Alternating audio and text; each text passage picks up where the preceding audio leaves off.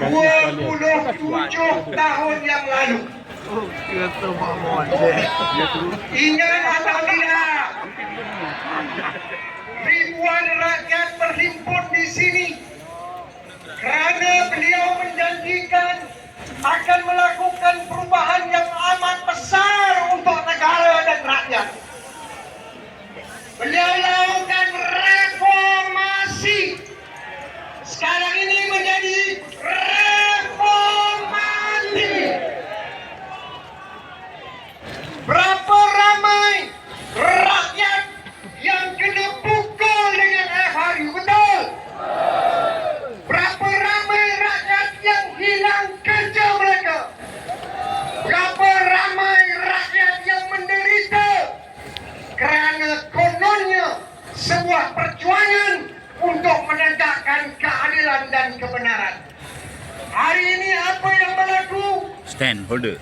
Semakin hari semakin koyak, semakin hancur perpaduan rakyat dalam negara ini, semakin runtuh sistem kenegaraan kita, semakin koyak kerana seorang manusia yang namanya siapa? Anwar apa? Bukan Anwar Musa. Tuan-tuan dan puan-puan, saya ucapkan tahniah kerana hari ini sekali lagi rakyat Malaysia dengan berani sanggup berhimpun di tataran yang sama dengan matlamat. Kalau dulu aku naikkan kamu, hari ini aku berikrar aku akan turunkan kamu dari putranya. Boleh atau tidak? Bersedia atau tidak? Kalau dia naik kerana jalanan, hari ini kita turunkan dan matikan karya politiknya di jalan raya, di dataran merdeka, di masjid negara, di seluruh Malaysia insyaAllah. Boleh? Tuan-tuan, kita bukan dendam kesumaran. Kita bukan hasad dan dengki. Kita dah bagi peluang. Apa yang dia tak kata kepada kita sebelum ini? Kononnya kita tak pandai, kita gagal, kita sakau. Sekarang siapa bapak sakau? Anwar. Siapa bapak sakau? Siapa gagal? Anwar. Bukan saja kita di kalangan parti politik, tetapi peniaga kecil, peniaga pasar malam, peniaga kecil di tepi-tepi jalan, pemandu taksi, cikgu, penjawat awam, pegawai, semuanya menderita. Betul? Harga barang semakin naik, inflasi melambung, SST diperkembangkan, kononnya hanya produk premium, akhirnya ikan kembung pun kena. Rakyat menderita. Anwar, cukuplah. Pada petang ini saya merayu kepada Anwar bin Ibrahim. Rakyat sudah letih dengan permainan politik kamu. Rakyat sudah letih dengan janji-janji kamu. Dan rakyat sudah membuat keputusan. Ini perhimpunan pertanda awal, insya Allah kerajaan Madani akan runtuh. Kerajaan yang baru mewakili rakyat berbagai kaum akan diberikan mandat yang luar biasa dalam pilihan raya yang akan datang. Terbaik. Bersedia atau tidak? Bersedia. Turun Anwar. Bangkit rakyat.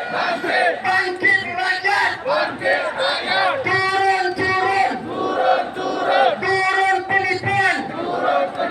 Turun kepasuan. Turun pembohongan. Terima kasih. Wassalamualaikum warahmatullahi wabarakatuh. Terima kasih Datuk Seri Asmin Ali, bekas orang kanan Datuk Seri Anwar Ibrahim dulu, dan telah pun meninggalkan PMS, dan soalan demi soalan sebenarnya sedang meninggalkan PNS. Dari masa ke masa, hari demi hari kita melihat orang yang berada berhampiran dengan beliau sendiri pun sudah pun mengenali perangai wajah sebenar PNS. Barangkali kalau YB Rafizi datang hari ini pun kita boleh bagi dia berucap. Setuju tidak tuan-tuan? Saya persilakan Datuk Dr. Dominic Lau, Presiden Parti Gerakan Malaysia, dipersilakan. Kita lakukan kepada Tuan Ibrahim.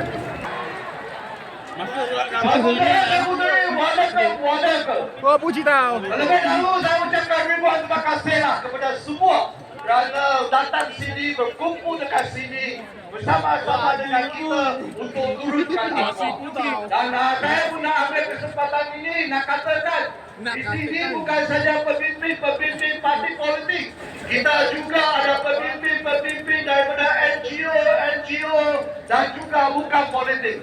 Oleh itulah bagi satu tepukan yang kebelah bagi kita semua. Perhimpunan ini sangat penting. Mengapa? Kerana perhimpunan ini telah paksa arwah bagi kita RM100. Perhimpunan ini telah paksa arwah turun minyak RON 95 sebanyak 6 sen sahaja. Walaupun banyak negara sudah turun minyak. Perhimpunan ini penting juga kerana Anwar terpaksa kekal kantornya. Oleh itu perhimpunan ini penting.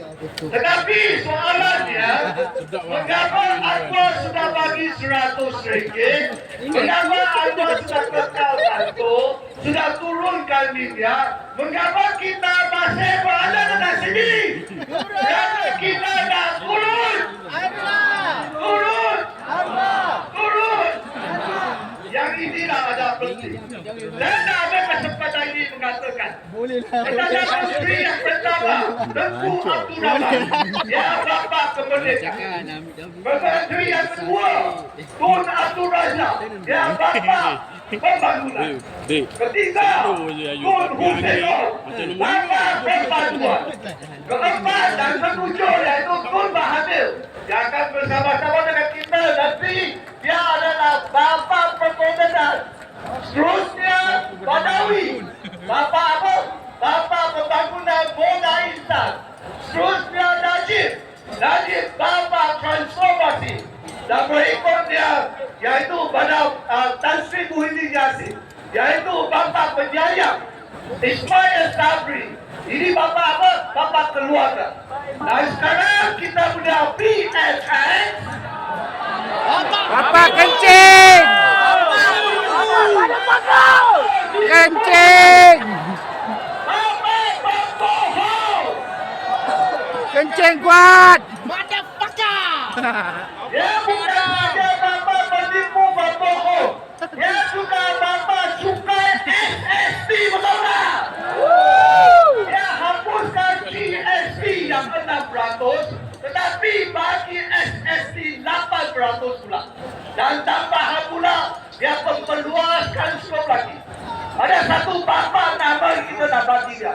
Dia adalah bapa melawan. Dia sudah melawan berata-rata tempat.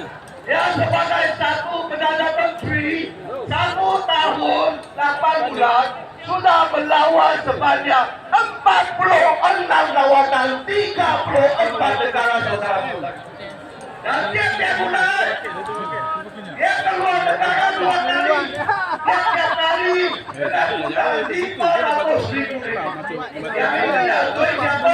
Duit rakyat. Kita bukan katakan Anwar itu tak boleh pergi ke luar negara. Itu boleh pergi. Tetapi selepas pergi mesti ada pelaburan asing masuk ke Malaysia. Betul atau tidak? Memang ada pelaburan. Tetapi pelaburan semua ini adalah pelaburan potensi. Dia katakan Amerika Syarikat potensi melabur 63 bilion. Germany 63 bilion. Negeri China 45 bilion. Jepun 30 bilion. Korea 45 bilion. Jadi semua saja adalah potensi potensi saja. Kasih Emma depan Lagi sini. satu, kita nampak dia bukan dia bapa potensi, dia juga bapa pembinjam. Dia sudah pinjam 80 bilion ringgit. Yang ini dah kita katakan. Saudara-saudari, kita kumpul dekat sini bukanlah tunjuk perasaan. Kerana rakyat sudah tidak boleh tahan lagi, betul dan tidak? Wang Puji. Cukuplah Allah, cukuplah. Jangan tipu rakyat lagi. Jangan bohong rakyat lagi. Dulu kamu kata apa? You nak belakang rakyat. Tetapi harga barang sudah naik. Cara hidup sudah naik. Sampai anak-anak kita pun sesat. Saya tahu orang muda, anak-anak muda sekarang sangat marah. Mengapa marah? Kerana mereka kecewa. Mengapa kecewa? Kerana apa yang mereka anggap perubahan yang diadakan pada tahun 2023